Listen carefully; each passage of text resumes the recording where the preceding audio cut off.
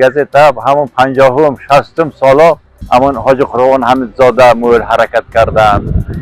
خلاصانه خلوف حرکت کردن دیگر اینتلیجنسیا حرکت کرده همین گزیته چاپ شد یکم شد حقیقی بیرم بود هم وقتم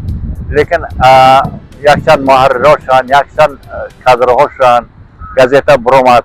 خودش وظیفه اجرا کرد کدیس است همین وقتم چونکه جوانان مبران شعر می نویسند حکایه می نویسند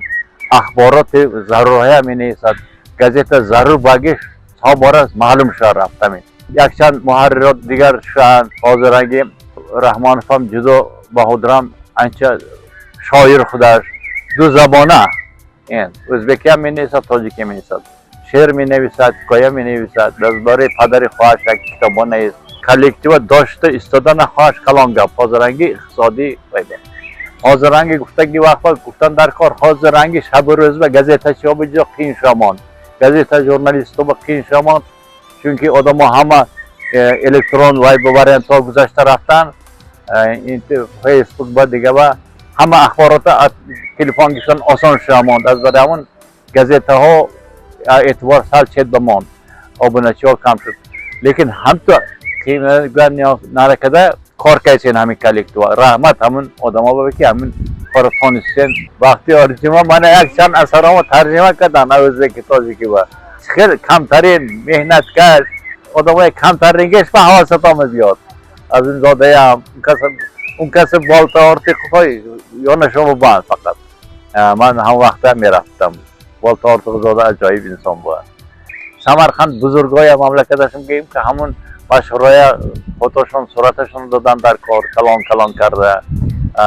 همون بالتا آرتی خوب دیگر نویسنده های چقدر گذاشته که مخروم و